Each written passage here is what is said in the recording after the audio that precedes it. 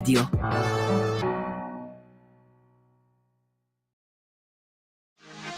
Per la tua pubblicità visita il sito radiolibertà.net. Rieccoci allora in onda. Come anticipato poco fa nel corso della rassegna stampa, dovremmo essere adesso collegati dall'Università di Torino con il professor Carlo Torre, titolare del corso di medicina legale e responsabile del laboratorio di scienze criminalistiche, sempre presso l'Università di Torino. Buongiorno professor Torre. Buongiorno. Innanzitutto, e come sapete abbiamo avuto modo già qualche mese fa di sentire il professor Torre nell'ambito del ciclo di trasmissioni dedicate alla vicenda processuale relativa alla strage di Erba, che ha visto alcuni aggiornamenti. Abbiamo letto poco fa in rassegna stampa quanto dice Azouz Marzouk a proposito dei dubbi che continua a nutrire e del proposito che annuncia al settimanale Visto, appunto, di cercare lui di scoprire chi ha davvero massacrato la sua famiglia, perché non è affatto convinto, tant'è vero che il settimanale esce col titolo: secondo Azouz Marzouk, Rosa e Olindo non sono i colpevoli della strage di Erba. Adesso naturalmente questa posizione si scontra da un punto di vista giudiziario con la sentenza della Corte di Cassazione, che ha pronunciato in terzo grado un giudizio di colpevolezza, rigettando i 40 e oltre punti del ricorso presentato dagli avvocati difensori di Olindo Romano e di Rosa Bazzi, il professor D'Ascola, l'avvocato Schembri e l'avvocato Bordon. Sono stati tutti rigettati i 40 e passa punti del ricorso ed è stata riconfermata la sentenza di ergastolo. Io vorrei chiederle allora, professor Torre, innanzitutto, visto che la sua esperienza è molto lunga, lei è un'autorità riconosciuta nel campo della medicina legale e delle vicende processuali più in senso lato, perché si è occupato di tanti casi, dal caso Marta Russo al caso Mattei, dall'omicidio della giornalista Ilaria Alpi al G8 di Genova, al sequestro Soffiantini. No? È inutile che li elenchi tutti perché sono moltissimi. È, dicevo, un'autorità riconosciuta, a volte contestata, no? Perché le è capitato anche questo, però sicuramente ha un'esperienza molto lunga in questo ambito di indagini e di processi, per cui le chiedo una valutazione a tutto tondo, mi permetta di dire, professore, sulla sentenza della Corte di Cassazione. Valutazione a tutto tondo, e io non so bene che non abbiamo le motivazioni di questa sentenza. Sicuramente è stato rigettato tutto. Questo, devo dire, lascia piuttosto perplessi, perché secondo me, se c'è un caso in cui sarebbe stato non solo opportuno ma direi obbligatorio rivedere questo processo, un processo era proprio questo.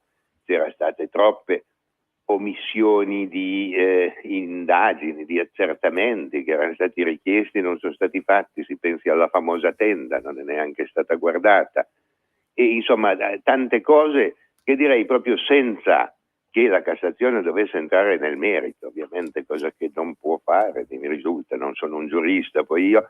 Di rimandare indietro queste carte e dire ma insomma guardate un po' meglio queste cose. Questa è una cosa proprio, non dico che me lo sarei aspettato perché conosco ormai abbastanza bene i processi, però che insomma qualche speranza di una luce in questa vicenda la riponevo. Ecco, professor Torre, quindi lei è stato perito naturalmente per conto della difesa, no? Sì, però, per la difesa di Rosa e Olindo. Le vorrei chiedere allora come è entrato in questa consulenza, in questa perizia, come è entrato in questa vicenda processuale. Anche perché so che numerosi periti, anche importanti, diciamo, e del suo calibro, si sono occupati di questa vicenda, tutti a titolo gratuito, io lo devo dire per dovere di cronaca, perché insomma la cronaca va anche raccontata a titolo gratuito, il che presuppone, diciamo, che gli elementi che lei ha considerato l'abbiano indotta a credere che bisognava approfondire, bisognava insomma... prego. Non so, quando mi ha telefonato l'avvocato Bordon, mi pare, sono rimasto un pochino colpito, perché anch'io ero convinto che fosse un caso del tutto piano, perché c'era una confessione. E tra l'altro questo, faccio una parentesi, è un caso tra l'altro che pur essendo così rilevante non ha visto un'informazione dettagliata del pubblico su come sono andate effettivamente le cose. Sono state date informazioni piuttosto scarne e piuttosto unidirezionali. Questo stupisce un po' che proprio nell'ambito di tutta la policroma informazione che viene data non ci fosse una qualche voce dissonante. Comunque quando mi hanno telefonato io ho detto ma io sono poi un uomo curioso e ho detto all'avvocato Bordeaux parliamone, vediamo. E devo dire che già dall'inizio le loro considerazioni mi avevano indotto a pensare che era opportuno occuparmene. Poi man mano che sono andato avanti a studiare questi documenti ho trovato quelle grosse incongruenze tra la confessione e il reale accadimento dei fatti che non solo mi hanno indotto a proseguire nella mia azione di tecnica, ma mi hanno anche personalmente convinto del fatto che quei due non c'entrino niente. Ecco, non c'entrano niente sulla base dell'accostamento fra ciò che è stato da loro raccontato nelle confessioni e invece il dato scientifico, come si suol dire, certo. No? Questo mi sembra il fondamento, diciamo, delle sue considerazioni. Questo è un elemento importantissimo, poi a parte altri elementi, cioè una carneficina di quel genere fatta da quei due soggetti mi pare difficile, deve essere qualcuno un po' più in gamba a compiere tutte quelle cose, ma questi sono ragionamenti diversi, poi chiunque può fare di tutto. Professor Torre, proprio su questo punto, io ho una domanda che mi sono sempre posto, ma per compiere una carneficina, come lei l'ha giustamente definita, di quel tipo, con decine e decine di coltellate, solo la povera signora Valeria Cherubini, se non sbaglio, ne ha ricevute 43 più 8 colpi in testa, di cui uno fatale perché le ha sfondato la scatola cranica. Insomma, per fare un'operazione così violenta, che forza e che tipo di persona, secondo la sua esperienza, diciamo, professionale, ci vuole? Chi è un assassino chi potrebbe essere un assassino di quel genere? Qual è il profilo di un assassino di quel genere? O di più assassini? Non sono uno psichiatra forense, non sono un po' nemico dei criminal profiling, come si dice. E io quel che posso dire è che tecnicamente è uno che è capace a scannare le persone. E quindi non saprei che dire. Si era parlato anche di possibile vendetta trasversale di criminalità organizzata, è possibile. Poi sai, i modi di uccidere sono... Insomma, i colpi erano molto netti qui, per cui era qualcuno che sapeva come fare. Il resto, poi andare più in là sul profilo criminale non me la sento proprio. Dal punto di vista invece proprio della sua diciamo specializzazione, no? E del suo campo di indagine, lei se non sbaglio ha ricordato nel corso di questa vicenda processuale che i rilievi necroscopici sono stati fatti in maniera non precisa all'inizio, non diciamo soddisfacente, giusto? Sì, direi di sì, c'è stato si può certe volte anche comprendere, con tutti questi morti uno può trascurare qualche cosa. Certamente io avevo sottolineato, per esempio, che con delle ferite alla testa sarebbe stato opportuno procedere a un esame più accurato di quello che è stato fatto, così come determinati esami istologici sarebbero stati necessari per comprendere, per esempio, se sul bambino ci fossero o meno delle tracce di ustione. Diciamo che così, ma soprattutto sì, c'era...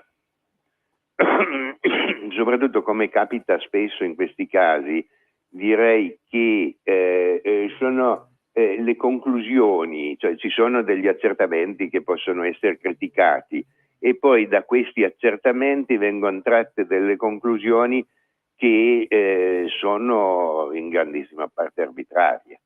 Sono in gran parte arbitrarie perché si ricostruisce con le modalità di accadimento di un fatto in modo arbitrario. Ripeto, per esempio, non si può dire che una coltellata data in basso è data da uno basso o che una in alto è data da uno alto.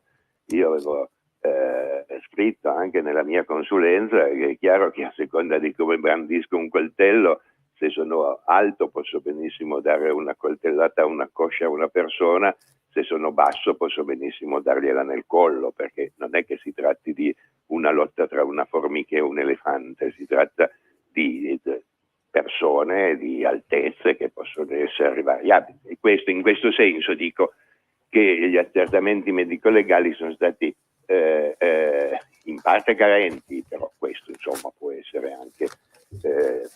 anche compreso, ma soprattutto con conclusioni che non hanno a che fare con le conoscenze medico-legali e anche forse per certi versi con il buon senso. Ecco, professor Torri, io vorrei chiederle di approfondire in pochi minuti, non le voglio rubare troppo tempo, però alcuni punti che sono rimasti, mi sembra, ancora sospesi, no? Di fatto, senza poter entrare nel ragionamento ovviamente della Corte di Cassazione, che si occupa di profili di legittimità.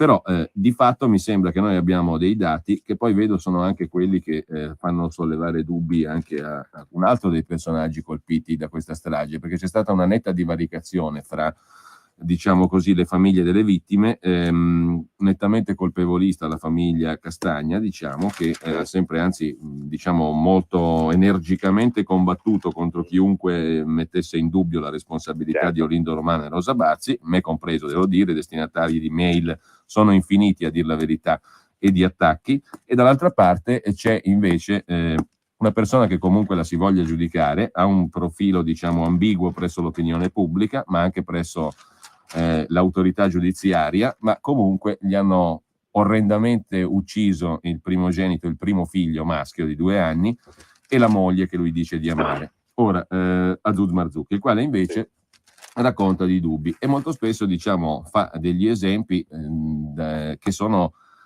quegli esempi che in sostanza vorrei anche sottoporre ancora una volta alla sua attenzione, perché c'è un altro aspetto. Lei parlava prima, professor Torre, dell'informazione, e devo dire che l'informazione purtroppo ha giocato un ruolo sicuramente importante, ma lo gioca generalmente anche in senso negativo dopo che le vicende giudiziarie con i punti di domanda rimangono, come dire, anche dopo le sentenze definitive o il terzo grado, se i dubbi rimangono, l'informazione dovrebbe coltivarli, anche perché mi sembra, professor Torre, non vorrei entrare in un altro campo che è quello prettamente giuridico, che però se esiste una norma, come esiste, che dice che nessuno può essere condannato in Italia se c'è anche un minimo ragionevole dubbio che possa non essere colpevole, questa norma credo che debba essere applicata, perché altrimenti cosa esiste a fare? Per lo più è disattesa.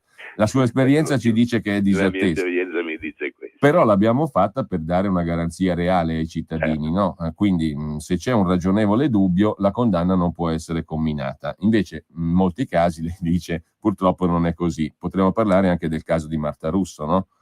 Che è un altro caso emblematico. Non entriamo in casi particolari, però sicuramente, diciamo, è uno dei casi che mi hanno un po' lasciato perplesso. Ecco, allora, da questo punto di vista le voglio chiedere questo. Il suo lavoro, tramite il suo lavoro e quello della dottoressa Valentina Vasino, siete arrivati a considerare, ad analizzare alcuni dati di fatto. Per esempio, ci sono tracce di una persona quantomeno sconosciuta sulla scena del delitto.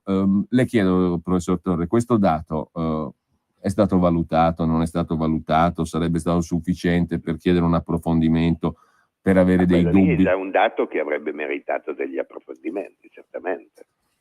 Sicuramente ci sono delle tracce, adesso di questo argomento si è occupato di più la dottoressa Vasino di me, che sono riferibili ad altra persona. Ma non è solo questo, sono tantissime altre cose che avrebbero meritato qualche approfondimento. E adesso non è che si possa rifare qui tutta la storia del processo, però diciamo anche la distribuzione delle macchie di sangue nell'ambiente, che sono incongrue con alcune dichiarazioni testimoniali e con la ricostruzione fatta dall'accusa e fatta propria, direi in gran parte dai giudici. Insomma, direi che c'erano proprio tante cose che avrebbero potuto indurre senza alcuna forzatura e anzi con dovere a far rivedere qualche cosa.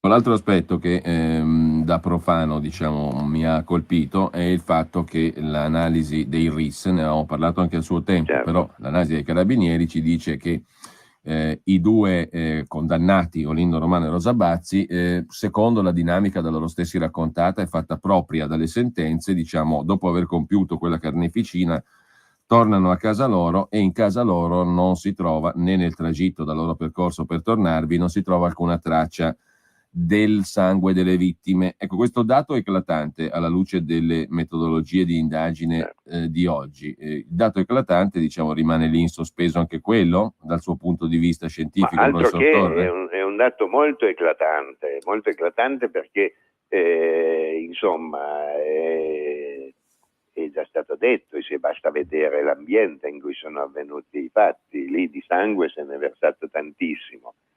Delle persone che hanno compiuto quella carneficina, come dicevo prima, sicuramente dovevano essere abbondantemente improntate di sangue, e insomma, che nel fatto che nella loro abitazione non sia stato trovato proprio niente contrasta completamente con quello che normalmente si vede e chiunque può percepire. Insomma, si trovano delle tracce minime, tanto da poter essere qualche volta attribuite ad inquinamento in ambienti dove è passata una persona con pochissima imbrattamento addosso. Questi due è impossibile che non abbiano lasciato delle tracce, direi. Insomma, e tutto può capitare al mondo, ma direi che non credo che sia possibile. Non credo che sia possibile che due persone in breve tempo riescano a cancellare tutto. Non è, insomma, noi abbiamo trovato con il luminol delle tracce di sangue dopo anni nel bagagliaio di un'automobile, e ancora tracce attribuibili dopo che era stato pulito, insomma, che dire, è uno dei tanti elementi che dovevano indurre a una prudenza, una qualche prudenza. Ecco, professor Torre, ancora vorrei sottoporle un altro punto che è rimasto, a mio giudizio, ancora non risolto, o perlomeno risolto in sentenza in una maniera che francamente fa a pugni, per quanto io penso, ma chiedo anche la sua opinione, con la logica elementare. E mi riferisco, con tutto il rispetto e la pietas possibili, alla morte della signora Valeria Cherubini, la moglie di Mario Frigerio. E secondo le sentenze, diciamo, questa signora è riuscita a raggiungere il suo appartamento dopo essere stata aggredita a un piano di sotto, con tracce di sangue lungo le scale relativamente modeste. Qualcuno dice che queste tracce però rivelano anche che lei è andata su abbastanza tranquillamente, non inseguita da nessuno, non so in base, diciamo, a quale ragionamento, però in ogni caso riesce a raggiungere il suo appartamento e poi lì abbiamo una vera e propria, come dire, uno sbocco di sangue e schizzi di sangue sulle pareti, perfino sul perlinato del soffitto. Qualcosa lì accade, ma accadrebbe mentre la signora è sola e non c'è nessuno. E si aggrappa alla tenda, diciamo, e vi infligge uno strappo che a tutti gli effetti sembrerebbe una coltellata, prodotto da un'arma da taglio, e invece sarebbe solo l'effetto della sua mano, della sua unghia, che si aggrappa alla tenda. Allora, mi sembra veramente, diciamo, difficile. È una ricostruzione assolutamente incredibile. Ecco, il suo giudizio. Direi impossibile. Adesso che una persona con delle lesioni importanti possa compiere atti come trascinarsi, spostarsi, va bene, questo è possibile. Però, insomma, la signora aveva delle lesioni abbondantissimamente sanguinanti, sia al capo che in altre regioni del corpo. Non è possibile che una persona possa percorrere tutto quel percorso senza lasciare delle tracce di sangue enormemente più importanti. È chiaro, ci sono delle manate sul muro, ma qui basta poco. Noi abbiamo sempre detto che una parte delle ferite è stata inflitta sotto, sul pianerottolo o per la scala. però certamente la gran parte delle lesioni, quelle più importanti, quelle mortali, sono state inferte quando la signora era già nel suo appartamento. Questo lo dicono la distribuzione degli schizzi, l'importanza delle lesioni, la quantità di sangue che c'è sopra rispetto a quella che c'è sotto, e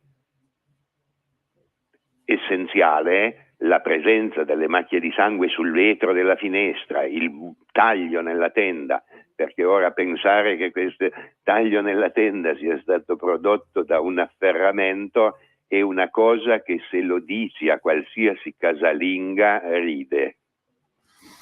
Professor Torre, però è quello che c'è scritto in sentenza, no? Alla Non fine. lo so, si vede che nessuno dei giudici è mai stato casalinga, non so che cosa dire, ma mi spiace, è una cosa che lascia esterrefatti questo, e ribadisco, quando ho già avuto modo di dire in altre occasioni, che quello che trovo stupefacente è che alla mia proposta, Presidente, mi ricordo alla Corte d'Assise di Como, guardiamo quella tenda, e di là nell'ufficio corpi di reato, niente, si è ritenuto di non doverla neanche guardare. Faccia attenzione, quella tenda l'abbiamo guardata noi, nessuno si era mai occupato di quella tenda. Ora che una Corte rinunci ad un esame di un reperto così importante è un'altra di quelle cose che lasciano sbalordito. Ecco, il reperto è importante, ma poi, se non sbaglio, professor Torre, in aula il colonnello Garofano, all'epoca comandante anche lui aveva dei RIS, confermato che si trattava di macchie da proiezione. Ecco, allora, se io sono veramente profano da queste materie, per cui mi muovo con estrema cautela anche nella terminologia, però